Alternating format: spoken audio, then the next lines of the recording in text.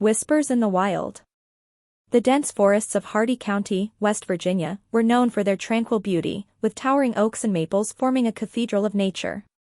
Sunlight barely pierced the thick canopy, leaving much of the ground below in perpetual twilight. But to locals, the woods held a darker reputation, a place where whispers of something monstrous prowled. Jamie Carter and Tyler Brooks, both 17, were best friends with an insatiable taste for adventure. On a crisp autumn afternoon, they set out to explore the remote backwoods of Twin Mountain, aiming to reach an abandoned fire lookout tower deep in the forest. The tower was a local legend, rumored to offer breathtaking views and a hint of danger. As they hiked along the narrow trail, Jamie adjusted her camera, slung securely around her neck. "Think we'll see it?" Tyler asked, his tone light but edged with nervousness. "Bigfoot?" Jamie smirked. Her auburn hair caught the late afternoon sun as she brushed it behind her ear. "Not unless he's got a YouTube channel and wants to prank us." "I'm serious," Tyler said. "You've heard the stories, right? People disappearing, hunters finding shredded tents, those giant footprints, and howls in the night." Jamie rolled her eyes. "Stories to keep kids from sneaking out." "You're not scared, are you?" Tyler didn't answer. He scanned the surrounding trees, their shadows stretching long and thin as the sun began to dip. The air grew colder, carrying with it an earthy musk that made both teens wrinkle their noses. "Do you smell that?" Jamie asked, frowning. "Yeah, like wet dog and rot," Tyler replied. "Probably a dead animal." The pair pressed on, but unease gnawed at them. The forest seemed to grow quieter with each step, no birds, no rustling leaves, just the faint crunch of their boots on the trail. Then came the sound, a low, guttural growl, deep and resonant, echoing through the trees. Jamie froze. What was that? Tyler's face paled. "A bear, maybe," he whispered, though he didn't believe it himself. A series of snapping branches to their left made them whirl around. There, half obscured by shadow, stood something enormous. Its eyes glowed faintly amber in the fading light, and its silhouette was massive, easily over 8 feet tall, with matted fur and long, powerful limbs. The creature let out a guttural snarl, revealing jagged teeth. "Oh my God," Jamie breathed, grabbing Tyler's arm. "Run." They sprinted down the trail, panic fueling their speed. Behind them, the creature gave chase, its thunderous footsteps shaking the ground. It moved impossibly fast, crashing through the underbrush like a living avalanche. Tyler tripped, tumbling to the ground with a shout. Jamie skidded to a stop and turned back, but the beast was already upon him.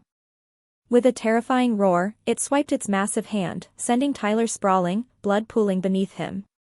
Jamie screamed and bolted, tears streaming down her face as she ran blindly through the forest. The trail disappeared, and darkness swallowed her. She stumbled into a clearing and saw the fire tower looming ahead. Scrambling up the ladder, she reached the top and pulled herself into the small cabin, slamming the hatch shut behind her. Her chest heaved as she listened, every muscle tense. Silence. Then, a heavy thud. The tower shuddered as the beast began climbing the ladder.